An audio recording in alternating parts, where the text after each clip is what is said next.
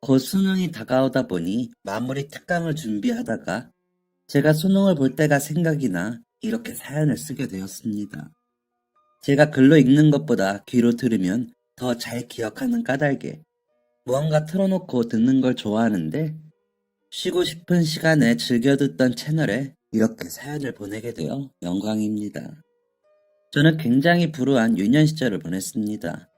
아버지는 일하느라 항상 바쁘셔서 집에 잘 들어오지 못하셨고, 어머니는 제가 초등학교 3학년 때쯤 저보다 4살 어린 여동생과 저를 두고 집을 나가셨습니다.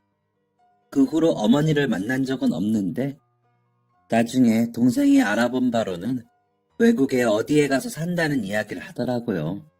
따지고 싶어서 찾아보려고 했는데 그조차도 못하게 멀리 떠났다며 울면서 말했었거든요. 아버지는 어머니가 사라진 것을 알고 찾아보려고 애를 쓰셨던 것 같습니다. 저와 동생은 그때 어려서 몰랐는데 나중에 그러시더라고요. 찾았는데 다른 남자랑 이미 같이 살면서 배가 불러있어 그냥 이혼 서류에 도장 찍어 던져주고 오셨다고요. 끝까지 버티면서 애를 먹일까도 생각했었는데 임신한 배를 보니 저와 동생이 뱃속에 있을 때가 생각나 차마 그러지 못하셨다고요. 제가 30대 중반이나 돼서야 그 이야기를 들었으니 아마 어머니 뱃속에 있던 그 아이도 이제는 성인이 되었겠죠. 본인이 어떻게 태어났는지 알면 자괴감이 들 텐데 잘 살고 있는지 궁금하네요. 어머니와 살림을 차린 남자는 이혼도 안 하고 어머니와 지내더라는 이야기까지 들었던 터라 그 부분이 걱정이 되는 건지 모르겠지만 아무튼 그런 마음이 들었습니다. 정확히 뭐라고 해야 할지 모르겠네요. 하루아침에 엄마를 잃은 저희 남매는 바쁜 아버지가 아무리 노력을 하셔도 그 빈자리가 티가 나기 시작했습니다. 저희가 모든 걸 다 해결하기는 어렵더라고요. 아버지는 급한 대로 집에서 살림을 해주실 이모님을 부르셨고 고모님이 집에 오셔서 계시게 하셨습니다. 그때 고모님은 무슨 이유에서인지 시집도 안 가시고 혼자 지내시면서 일도 안 하시는 상태셨거든요. 저희 집에 오셔서도 딱히 하시는 일은 없으셨습니다. 이모님께 뭘 해달라거나 하는 아버지의 요구사항들을 전달하고 잘 하는지 살피셨죠. 그때는 어머니가 안 계신 것만 빼면 다른 문제는 없던 터였고 오히려 풍족한 편이었기에 아버지는 저희를 그런 식으로라도 돌보고 싶으셨던 것 같습니다. 고모는 저희에게 말도 안 걸고 밥도 혼자 먹었습니다. 저희가 가까이 있기만 해도 인상을 쓰며 피했거든요. 보다 못한 이모님이 석훈이 고모, 그냥 아이들하고 같이 드시면 안 돼요? 아니, 애들 보려고 와 계신 거 아니에요? 애들이랑 그래서 언제 친해지겠어요? 라고 하시니 그제야 밥은 같이 먹더라고요. 고모는 저희 숙제를 봐준다거나 저희 목욕을 도와준다거나 옷을 챙긴다거나 하는 일은 하지 않았습니다. 오히려 이모님이 저희에게 씻어라, 숙제했냐, 책 읽어라 등등의 일들을 챙기셨습니다. 도대체 왜 저희 집에서 지내는지 알 수 없는 사람이었습니다. 고모는 그렇게 지낸 지 한 3년이 되었을 때쯤 아버지는 저희를 살던 집에서 더 작은 집으로 이사시키셨습니다. 그러면서 이모님은 그만 나오시라고 했다면서 저희에게 이별을 고하시며 눈물을 보이시더라고요. 동생도 이모님과 헤어지기 싫다고 울고 불고 난리도 아니었습니다. 저도 찔끔거리며 울었습니다. 하지만 고모는 아무 상관이 없다는 듯이 행동하더라고요. 이사를 가서도 고모는 돌보거나 빨래를 해주거나 옷을 세탁해주거나 청소를 해주는 일은 없었습니다. 그저 냉장고에 먹을 거 사놨으니까 먹어. 설거지는 이제 할 줄 알지? 라는 말만 했습니다. 하루는 참다 못해 겨우 만난 아버지께 차라리 저희에게 돈을 주시고 저희끼리 지내게 해주시면 안 돼요? 고모가 있으면서 오히려 저희가 더 힘들어요. 빨래나 설거지도 더 많고 저희 학교 가고 나면 집도 더 어지르고 학교 다녀와서 그거 치우는 것도 일이에요. 라고 하소연 아닌 하소연을 했습니다. 분명 고모가 자는 것을 확인하고 이야기를 시작했는데 언제 일어났는지. 야, 너 뭐라고 했어? 라면서 소리를 치더니 달려오듯 저에게 돌진해 저의 머리채를 잡더라고요. 저는 그대로 머리를 휘어잡혀 끌려다녔고 동생은 그 모습을 보고 놀라 울기 시작하고요.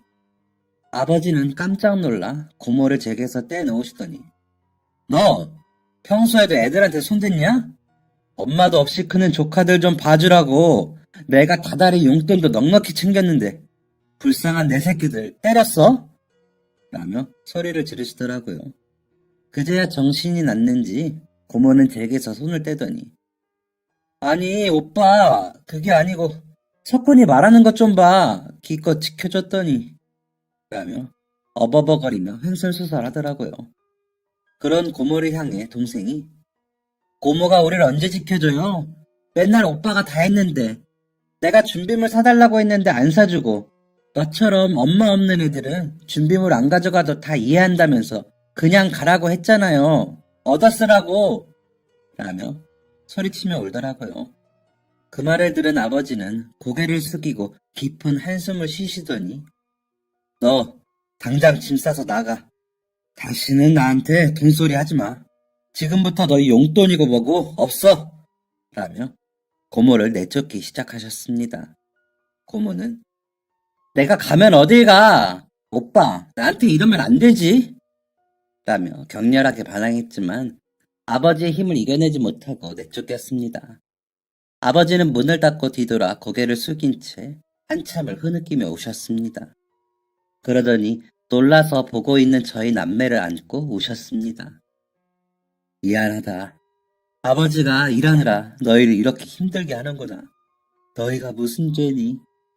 라면서 저희가 숨이 막힐 정도로 안아주셨습니다. 고모는 그렇게 시골 할머니 집으로 간 건지 더 이상 나타나지 않았습니다. 대신 저희 앞에는 새로운 인물들이 나타나기 시작했습니다. 처음에는 아버지의 이름을 확인하며 아버지가 같이 사는지 물어보더니 현관문을 세차게 두드려 문을 열어주면 신발을 신은 채로 들어와 이방저방 들여다보곤 했습니다. 그 사람들이 나타나기 시작하면서 아버지는 더 가끔 집에 오셨습니다. 새벽에 와서 저희에게 10,000원짜리 몇 장을 주시고는 가시곤 하셨죠. 동생은 그런 아버지에게 가지 말라고 잡곤 했는데 그럴 때마다 조용히 하라는 손짓을 하시고는 바람처럼 사라지셨습니다. 무슨 일인지 몰라 저와 동생은 답답하고 두려웠지만 곧 아버지께서 아무 일 없다는 듯이 돌아오실 거라고 믿고 기다렸습니다. 잘 먹고 잘 자고 열심히 공부를 했습니다. 나름대로 잘하는 편에 끼었던 저는 동생 공부도 봐주고 숙제도 도우며 지냈습니다. 그렇게 하면 제 소원이 이루어질 거라고 믿었거든요. 착한 아이의 소원은 들어주신다고 했으니까요. 하지만 저희에게 세상은 그렇게 따뜻하지 않았습니다. 제가 중학교를 졸업할 때쯤 저희 집에는 온갖 물건에 빨간 압류 딱지가 붙었고 등기로 집에서 나가라는 퇴거 명령서가 도착했습니다. 아버지는 돌아오시기는커녕 교도소에 계신다는 편지를 보내오셨고요. 동생을 데리고 면회를 갔죠. 그곳에서 본 아버지의 모습은 TV에서 보던 나쁜 사람 같아 보였습니다. 아버지는 석훈아, 아빠가 곧 나갈 거니까 동생 잘 보고 있어. 집은 아빠가 어떻게든 지켜보려고 했는데 잘 안 됐어. 아빠가 편지에 통장 비밀번호랑 썼거든. 그 돈으로 작은 새빵이라도 구해서 이사해. 미안하다. 라며 우시는데 아버지가 아닌 것 같아 낯설어 눈물도 안 나더라고요. 동생은 아빠라며 우는데 저는 실감이 안 났습니다. 그래서 가만히 아버지 얼굴만 보았습니다. 얼굴은 분명 우리 아버지가 맞는데 눈빛과 모습이 낯설더라고요. 동생을 데리고 집으로 돌아와 여기저기 붙은 빨간 압류 딱지가 다시 눈에 들어오자 그제야 눈물이 났습니다. 며칠 뒤 아버지 말대로 아버지에게서 편지와 통장이 도착했습니다. 편지에는 도장과 신분증이 있는 것이 쓰여 있었고 통장 비밀번호도 있더라고요. 동생과 학교도 가지 않고 돈을 찾아 부동산에 갔습니다. 아버지는 지방에 일을 가셨는데 곧 오실 거라며 집을 보여달라고 말을 했습니다. 저희를 위아래로 훑어보시던 부동산 사장님들은 어른들하고 같이 와. 애들끼리 집 보러 가면 누가 좋아하니? 라며 집 보여주기를 거절했습니다. 겨우겨우 새빵 놓는다는 벽보를 보고 집주인과 직접 만나 계약을 하고 압류 딱지가 붙지 않은 짐들을 날랐습니다. 혹시나 나타날지 모르는 빚쟁이들의 눈을 피해야 했으므로 늦은 밤이나 이른 새벽에 움직였습니다. 짐도 많지 않아 이틀 만에 끝냈습니다. 통장의 돈은 빠듯했습니다. 아버지가 한두 달 안에 돌아오지 못하면 월세도 못 내고 쫓겨나야 할 판이었습니다. 그래서 저는 고등학교 진학을 자연스럽게 포기했습니다. 담임 선생님께 상황 설명을 하면서 얼마나 울었는지 모릅니다. 하지만 방법이 없었습니다. 졸업장은 받으러 오라는 선생님 말씀에 저는 차마 대답도 못하고 학교를 빠져나왔습니다. 그리고 간 곳이 공사장이었습니다. 반 친구 중 한 명이 거기 가면 일은 힘들어도 돈을 많이 받는다고 하더라고요. 그 말만 믿고 덜컥 공사장으로 가 사무실을 찾았습니다. 여기서 일하려면 어떻게 해야 하나요? 라고 묻는 저를 처음에 놀란 듯 보던 사무실 직원들은 학생이 왜 이런 데서 힘들게 일을 하려고 그래? 용돈 필요해? 라며 웃으며 묻더군요. 그래서 동생이랑 먹고 살려면 돈 벌어야 돼서요. 월세 못 내면 바로 나가라고 주인 아주머니가 그러셨어요. 무슨 일이라도 시켜만 주시면 열심히 할 테니까 제발 일 좀 시켜주세요. 라며 울먹거리며 말을 하는 저를 소장님이라는 사람이 가만히 보더니 오늘은 늦었고 내일 아침 8시까지 여기 문 앞으로 와 라고 하시더군요. 일자리가 생겼다는 사실에 너무 기뻤습니다. 집으로 가는 길에 고기도 좀 사고 달걀도 좀 샀습니다. 동생이 제일 좋아하는 반찬이 달걀말이었거든요. 저는 비록 학업을 중단했지만 동생은 그렇게 하고 싶지 않다는 생각에 마음을 다잡았습니다. 동생에게는 오빠가 학교에 일이 있어서 며칠 일찍 나갈 것 같아. 아침 차려놓으면 챙겨서 먹을 수 있지? 라고 거짓말을 했습니다. 괜히 제가 공사장에서 일하게 된 것을 알면 동생이 위축될까봐요. 고기는 돼지 뒷다리살이 제일 싸. 그 부위를 사서 동생이 좋아하는 간장 양념에 재웠다가 볶아 먹었습니다.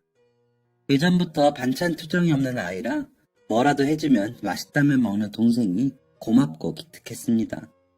동생 밥 위에 고기를 얹어주며 희수야, 오빠가 고기 많이 사줄게. 그러니까 많이 먹고 살 좀 쪄라. 라면서 웃는데 기분이 이상하더라고요. 학교도 그만두고 일을 나가는 거 별거 없다고 생각했습니다. 그런데 막상 그날은 기분이 이상했습니다. 매서운 겨울 추위보다 세상 인심이 더 무서운 거라며 국어 시간에 말씀하시던 선생님의 말들이 떠올라 마음이 무거웠습니다. 다음날 아침이 되어 약속대로 공사장 앞으로 갔습니다. 불을 지펴놓고 모인 아저씨들이 불에 모여 손을 녹이고 있더군요. 괜히 가슴이 두근거려 조심스럽게 다가갔습니다. 어제 만났던 소장님이 그 안에 섞여 계시더군요. 저를 보시더니 왔어? 동생이랑 먹고 살려면 정신 바짝 차려야 돼. 여기 이 아저씨 보여? 이 아저씨가 시키는 일만 해. 그러면 돼. 라면서 한 아저씨에게 저를 인사시켜 주셨습니다. 나중에 보니 그 아저씨를 박 반장님이라고 사람들이 부르더라고요. 그 아저씨는 저처럼 기술이 없는 사람들을 구석구석에 필요한 일을 시키고 공사장 일이 원활하게 이루어지도록 직접적인 지시를 하는 사람이었습니다. 박 반장님은 말이 많지 않으셨지만 다정하셨습니다. 쉬는 시간에 제게 물을 건네며 중3이라고? 참, 내 딸이 고2야. 너처럼 어린애가 먹고 살아야 한다고 이런 데로 오냐? 기왕 왔으니까 열심히 해서 돈 벌어가. 다치지 말고. 라면서 토닥여 주시다가도 일이 시작되면 정확하고 날카롭게 일을 지시하시곤 하셨습니다. 저는 모래 나르기, 벽돌 나르기처럼 힘쓰는 일부터 배웠습니다. 일이 시작되기 전에 조심하는 법부터 배웠지만 너무 힘드니까 자꾸 안전수칙을 어기게 되더라고요. 그러자 박 반장님은 너 그따위로 할 거면 가! 이 자식이! 라며 소리치고 혼내시기도 하셨습니다. 그러면 얼른 정신 차리고 다시 일을 했습니다. 정신없이 하루가 흘러 끝나는 시간이 되자 박 반장님이 오셔서 할만하냐? 정 안 되겠으면 다른 일 알아봐. 그러다 다쳐서 평생 고생하지 말고 라고 하시고는 가시더라고요. 제가 민폐를 끼쳐서는 안 되겠다는 생각에 다음 날부터는 더 열심히 일했습니다. 첫날 받은 일당을 가계부에 꽂아놓고 잠을 자는데 동생이 오빠 학교 안 갔지? 오빠 이제 학교 못 가? 라며 우는데 아니야 오빠 잠깐만 그러는 거야. 아버지 오시면 다 괜찮아질 거야. 그러면 우리 전처럼 지낼 수 있어. 그러니까 희수는 걱정 말고 학교에 잘 다녀. 필요한 거 있으면 말하고 라고 말하고 뒤돌아 누웠는데 잠이 들었습니다. 너무 피곤했거든요. 그런데도 일 끝나고 나면 돈이 생기니 열심히 안 할 수가 없더라고요. 점심시간에 밥도 많이 먹고 일할 때도 열심히 했습니다. 처음에는 정말 죽을 것 같았습니다. 그런데 이게 인이 베낀다는 말이 맞는 게 점점 나아지더라고요. 그러면서 시멘트 바르는 일도 배우고 벽돌 쌓는 일도 배웠습니다. 그러면서 소위 밥값하는 아이가 되어갔습니다. 그렇게 돈도 차곡차곡 모으며 잘 지냈습니다. 하루는 일이 끝나고 집으로 향하며 동생 먹이려고 고등어 한 마리를 사서 가고 있는데 사람들이 모여 있더라고요. 이상의 고개를 드니 담임 선생님과 반 친구들이었습니다. 선생님께서 홍석훈, 졸업장은 받으러 오랬지? 안 와서 우리가 왔잖아. 라며 떨리는 목소리로 말씀을 하셨습니다. 친구들도 졸업장을 손에 들고 야, 홍석훈, 우리 졸업했다. 라며 저에게 우르르 달려오는데 저는 그만 고등어 든 채로 울어버렸습니다. 일부러 졸업식 생각을 안 하고 지냈는데 이게 무슨 일인가 싶으면서도 고마웠습니다. 선생님께서는 여기서 졸업장 받아야지 라며 졸업장을 낭독하시더라고요. 그렇게 저는 가로등불 아래에서 친구들에게 둘러싸인 채로 졸업장을 받았습니다. 길거리 졸업식이었던 것이죠. 불과 2달 전까지는 같이 공부하던 친구들이 낯설지만 고맙게 느껴졌습니다. 아마 그 당시 제 모습이 낯설게 느껴지는 걸 그렇게 느꼈던 것도 같습니다. 선생님은 졸업장을 주시며 꼭 안아주시더니 이대로 포기하지 말고 꼭 다시 공부하는 거야. 석훈이 너처럼 머리 좋은 아이가 이대로 공부 포기하는 건 너무 아깝지 라고 하셨습니다. 사실 제가 한번 정확하게 뭔가를 배우면 잘 잊어버리지도 않아 공부를 곧잘 했거든요. 전교 1등은 못했지만 상위권에는 꼭 들었죠. 저도 다른 아이들처럼 집에서 부모님이 돌봐주셨다면 좀 더 잘했을 수도 있지만 학교 다니는 데는 동생도 챙기면서 다녔기에 그 정도면 잘했다고 생각합니다. 그걸 선생님도 아셨기에 저에게 그렇게 말씀하셨을 거예요. 선생님의 그 말씀은 저에게는 희망줄이었습니다. 두고두고 다시 공부를 하겠다는 결심을 놓지 않게 했거든요. 그 결심을 꼭 이루겠다는 희망을 마음속에서 떠나보내지 않도록 했던 말이기도 했고요. 그렇게 희망을 품고 저는 공사장에서 열심히 일했습니다. 저녁이면 동생 공부를 봐주고 선생님이 주신 고교과정 문제집을 틈틈이 풀어보기도 했죠. 금방 오시겠다던 아버지는 아무리 기다려도 오시지 않았습니다. 동생 중학교 교복도 사주고 새 신발도 사주고 새 가방을 사주는데도 아버지는 오시지 않으셨습니다. 동생과 아버지에게 수없이 편지를 쓰고 아버지에게 수없이 답장을 받았지만 아버지는 오시지 않더라고요. 동생이 중학교에 올라가고 첫 시험에서 전교 1등을 하고 받은 성적표를 아버지께 보내드리면서 저는 조금 울었습니다. 동생에게 너무 고마워서요. 오빠도 저녁 때나 돼서야 들어가는데 혼자서 학교 다니는 동생이 공부도 잘하니 너무 고맙더라고요. 그래서 부족한 거 없이 다 해주고 싶었습니다. 학원 가고 싶으면 얘기해. 오빠가 보내줄게. 라며 말을 하는 제게 동생은 그저 고개를 저으며 숙제 많아서 싫어 라고 하더군요. 혹시나 제가 무리할까 걱정이 되니 저런 소리 한다는 걸 알았기에 그마저도 기특했습니다. 동생이 성적을 잘 받아오니 일하면서도 흥이 났습니다. 아저씨들이 자식 생각하면 일할 맛이 난다고 하시는 말들이 무슨 말인지 이해가 되더라고요. 부지런히 일했습니다. 그리고 부지런히 저금했죠. 아버지가 돌아오시면 이사 갈 돈도 있어야 했고, 동생한테 부족함 없이 해주려면 돈이 필요했으니까요. 소장님과 박 반장님은 그런 저를 기특해 하셨습니다. 여름이 깊고 장마가 되자 일할 수 있는 날이 줄어 제가 걱정을 하고 있으면, 어이쿠, 우리 석훈이 땅이 꺼지겠다. 이쪽 일 오래 하려면 이런 것도 유하게 받아들여라. 그래야 오래 간다. 안 그럼 복장 터져서 못해. 다음 공사 들어갈 때도 나랑 갈래? 라며 웃으며 농담도 하시고 집에 갈 때 반찬 사가라면서 10,000원씩 주시기도 했습니다. 그렇게 공치는 날이면 집에 가 잠도 자고 집 청소도 했습니다. 그런데 어느새 책은 안 보고 있더라고요. 그 시간에 그냥 잠을 더 잤던 것 같습니다. 그렇게 시간은 잘 또 갔습니다. 동생은 어느새 고등학생이 되었고 저는 성인이 되어 현장에서 어엿한 기술자로 통했습니다. 흔히 짬이 굵어졌다고 하죠. 저는 아파트 건설 현장을 3군데 정도 돌게 되었고 박 반장님을 따라다니며 온갖 공사장 일에 투입되고 일할 수 있는 존재가 되었습니다. 아버지가 받으셨다는 형량이 동생 고등학교를 졸업할 때쯤이나 끝이 난다는 소식에 좌절하기도 했지만 그때까지만 버티고 저도 대학에 가자고 생각했습니다. 틈틈이 공부해 검정고시는 합격해 놓은 상태였기에 대학만 들어가면 된다고 생각했거든요.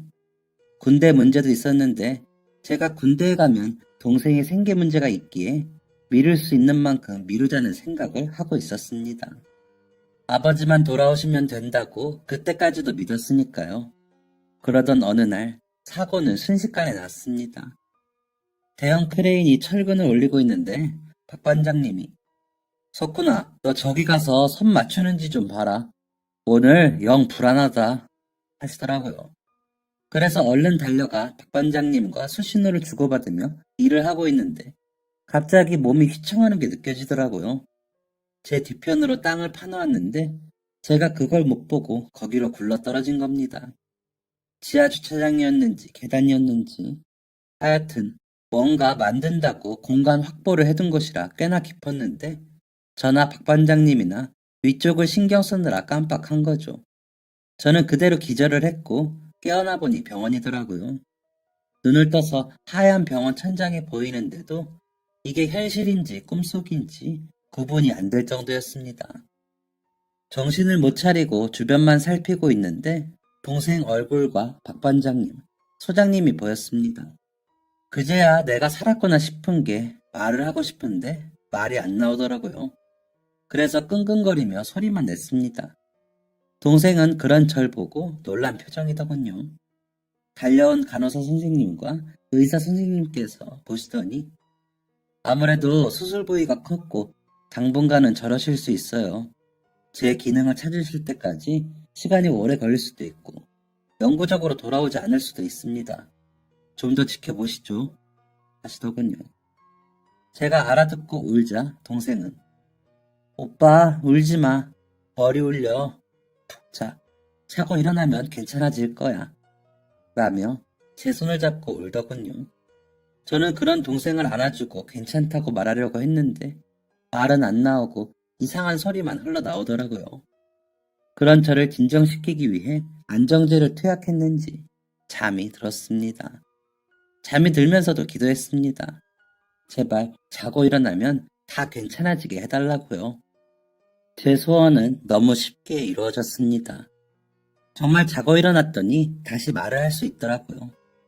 혹시나 싶어 놀랐던 저와 동생은 제가 또렷이 희수야, 오빠 괜찮아 하고 말하는 순간 가슴을 쓸어내렸습니다. 박 반장님과 소장님은 회사에서 나오는 보상금을 다 챙겨받도록 해주셨습니다. 병원비도 받아 수술비와 치료비를 낼 수 있게 해주셨고요.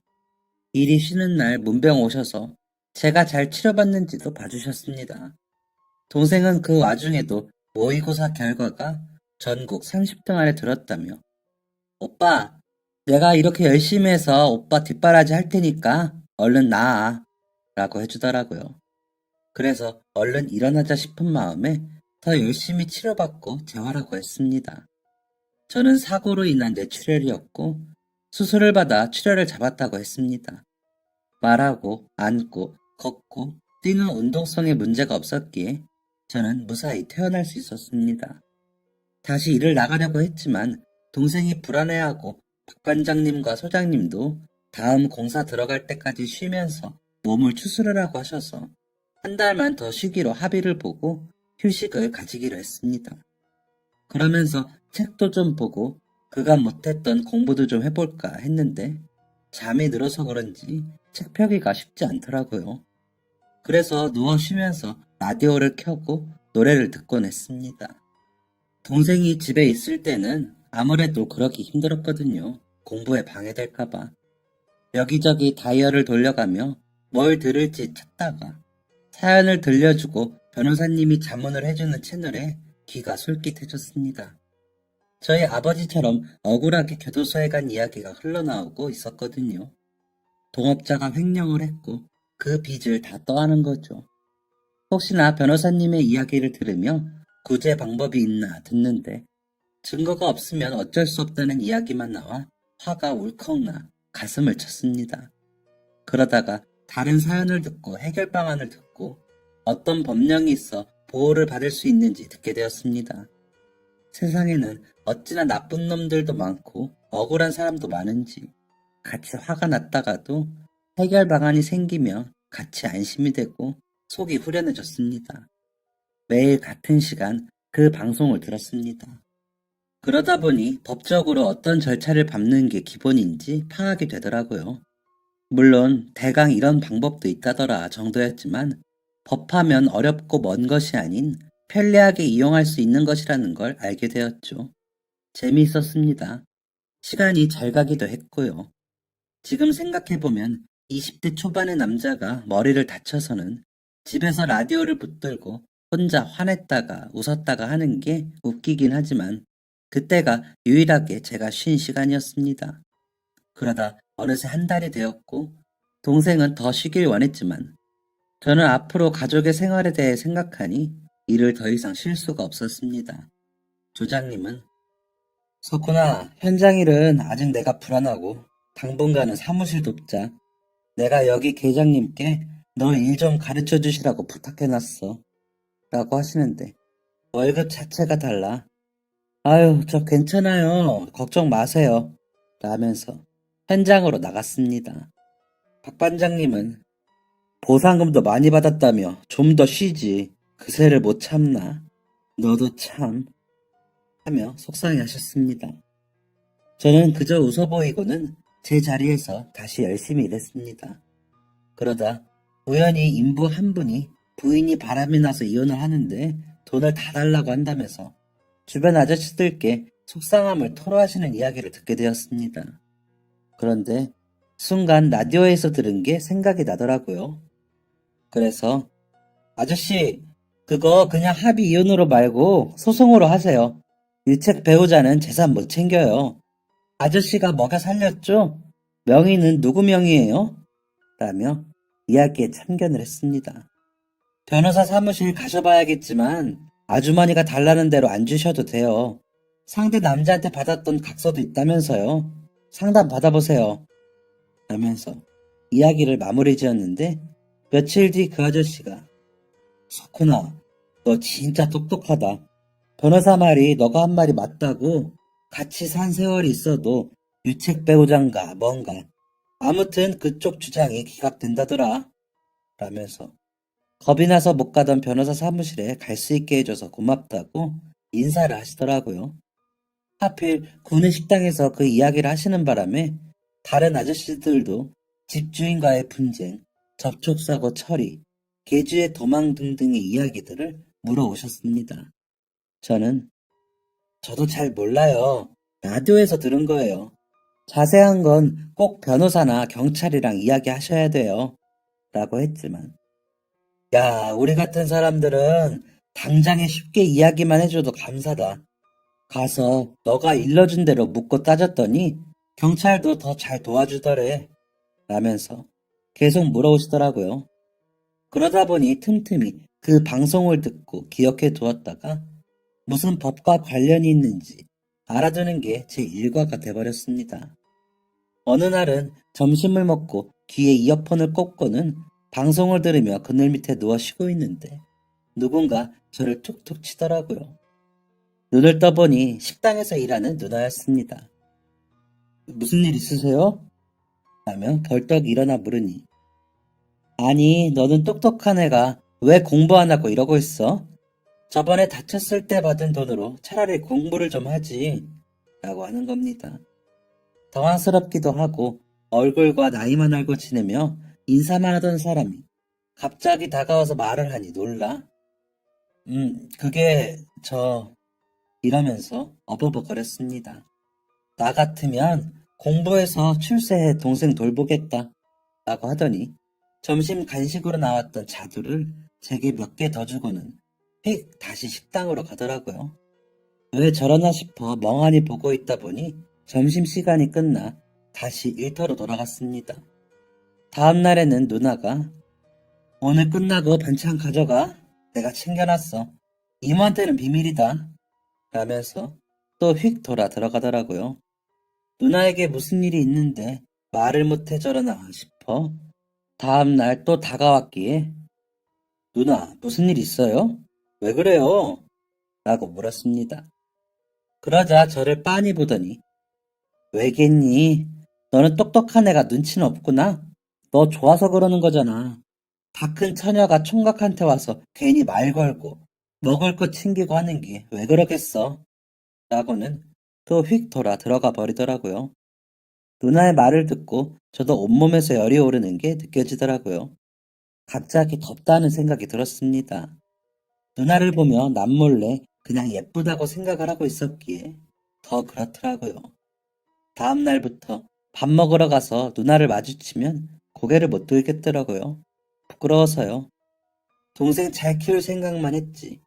연애하고 누구 좋아하고 그런 생각은 해본 적이 없던 터라 갑작스러운 마음이기도 했고요.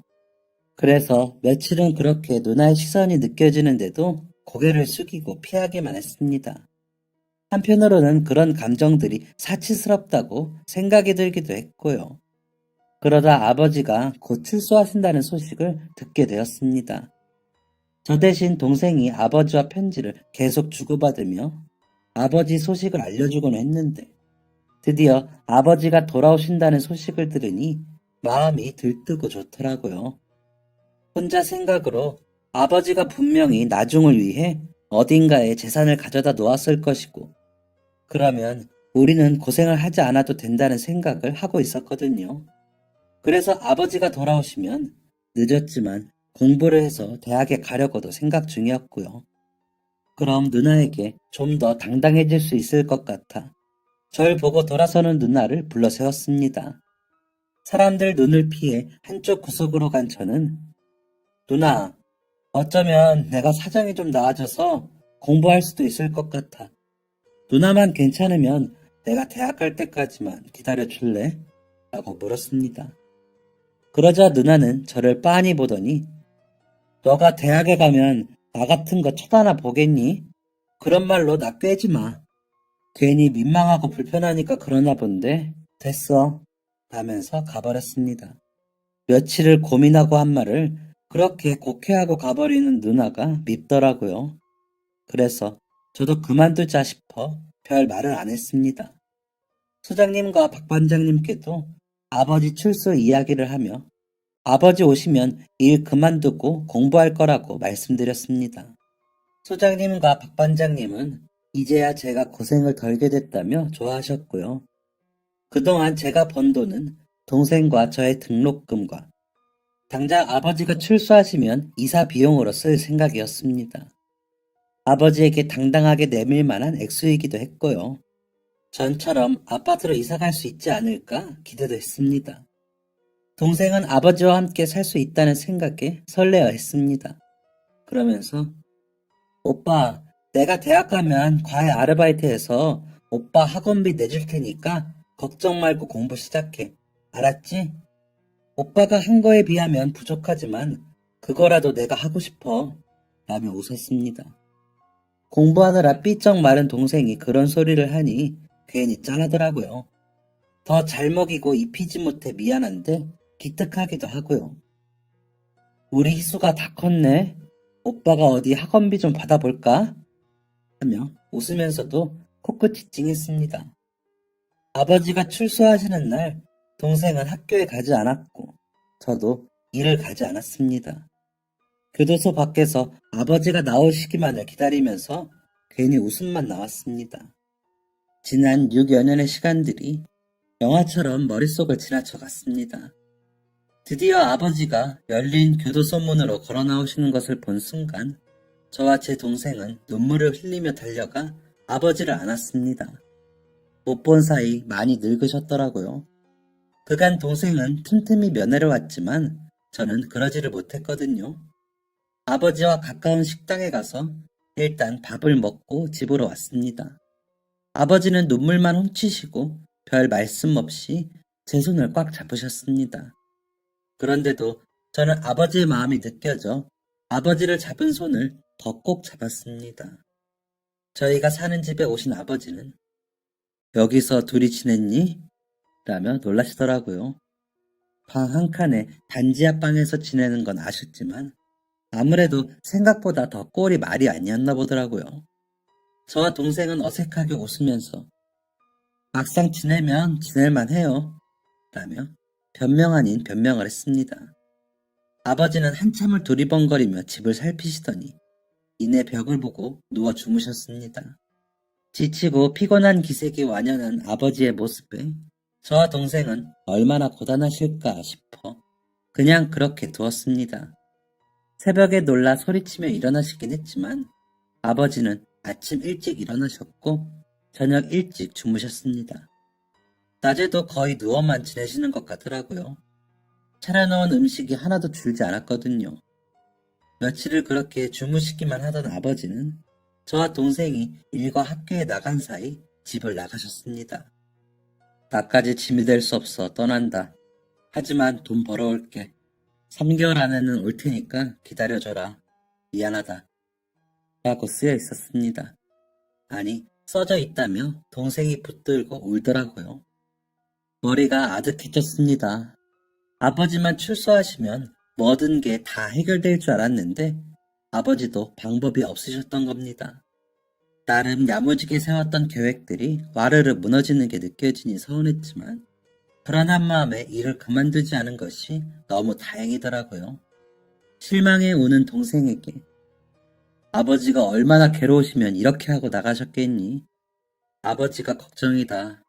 우리는 지내던 대로 지내면 되지만 아버지는 어디서 뭐라고 계시겠어? 희수야, 흔들리지 말고 너는 공부해. 오빠도 하던 대로 일하면 돼. 라며 안심을 시켜줬습니다. 그러면서도 진심으로 아버지가 걱정이 됐습니다.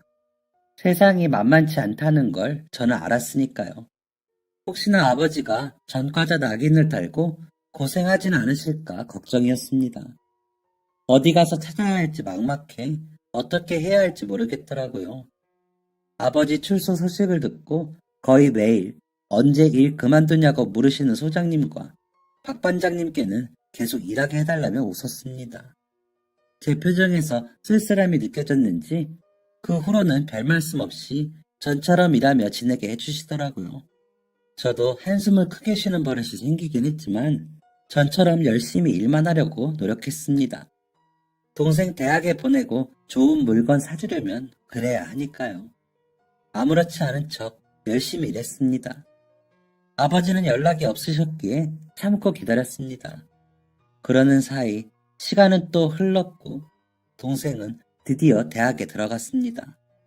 좋은 약을 만들어서 약만 먹어도 낫게 하고 싶다며 약학과에 진학을 했습니다. 너무 자랑스럽고 기특했죠.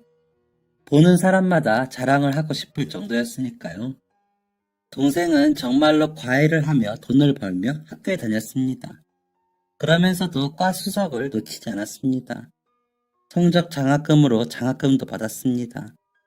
3학년쯤 된 동생은 저에게 오빠, 이제 좀 쉬면서 공부해. 그간 모은 돈도 있고 나도 계속 벌고 있으니까 우리 생활은 되잖아. 오빠 곧 있으면 30이야. 얼른 공부 시작해. 라고 말해주더군요. 혹시나 아버지가 오실까 싶어 이사도 못 가고 있는데 동생이 그렇게 이야기하니 공부 욕심이 다시 올라오더라고요. 하지만 책임감이 있으니 제가 감히 공부하겠다고 일을 손에 놓기가 쉽지 않더라고요. 그래도 그렇게 하고 싶었습니다. 아마도 지쳤던 거겠죠. 하지만 운명이라는 놈은 저에게 호락호락하지 않더군요. 학교에서 동생이 쓰러졌다는 소식을 듣고 일하다 말고 달려갔습니다. 다들 서서 그룹별로 실습을 하고 있었는데 갑자기 쓰러졌다는 겁니다. 응급실로 실려가 응급처치를 받고 정신은 차렸지만 검사가 필요할 것 같아 검사를 진행했다는 의사 선생님 말씀에 하늘이 무너지는 것 같았습니다. 별일 아니길 바랐지만 동생의 갑상선 수치가 좋지 않아 검사를 해야 한다는 소견이었습니다. 입원을 했고 동생은 별일 아니라고 시험 때문에 신경 써서 그런다며 웃었습니다. 하지만 동생은 갑상선 암이었습니다.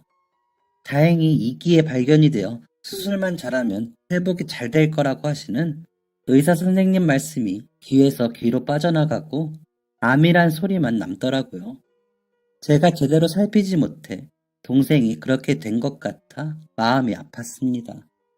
당장 일을 쉬기로 했습니다. 간병을 해야 하니까요. 수술비와 치료비는 그동안 모아놓은 돈으로 해결하면 되고 동생이 퇴원을 하고 항암을 다 받을 때까지는 버틸 수 있을 거라고 생각했습니다. 수장님과 박 반장님은 너는 무슨 팔자가 그러냐? 아이고 이놈아 하시면서도 동생 맛있는 거 사주라고 봉투에 돈을 담아주시면서 동생 다 낫거든 얼른 와서 일해 라고 해주셨습니다. 동생은 바로 휴학을 하고 수술을 받았습니다. 결과는 좋았죠. 금방 괜찮아질 거라며 암병동에서 제일 씩씩한 환자로 통했습니다. 항암 치료도 씩씩하게 잘 받았습니다.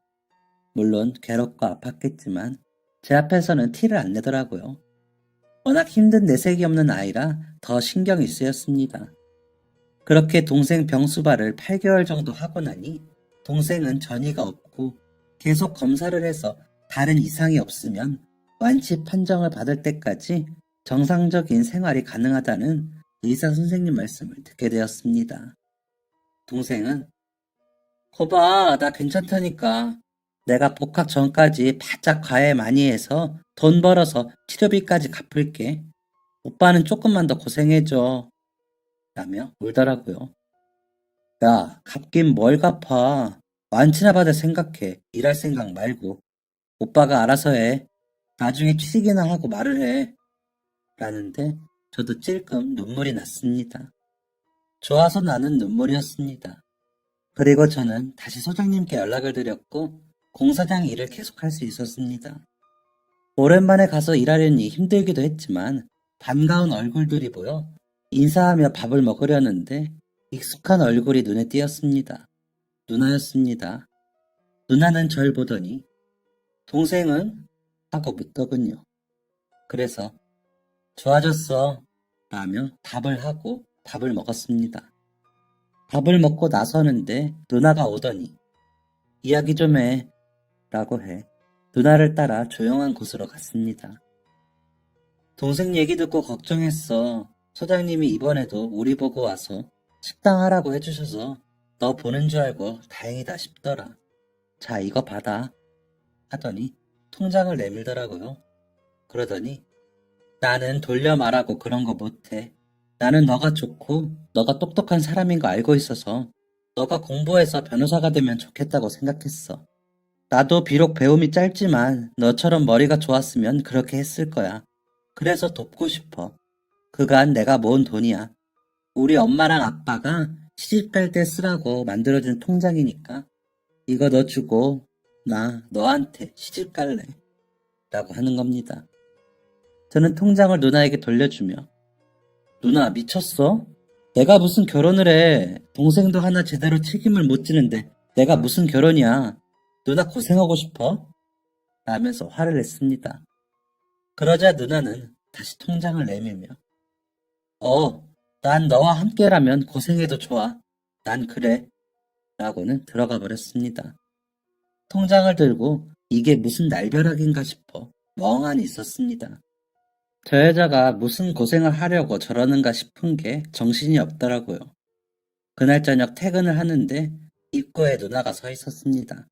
가방 하나를 들고요. 나 이제 너 따라갈 거야. 가서 나는 너랑 살면서 너 뒷바라지 할 거야. 동생이랑 지낸다고 했지? 동생 뒷바라지도 내가 할게. 둘이만 사는 거 아니니까 이상한 생각 말고. 난 미래를 위해 투자하는 거야.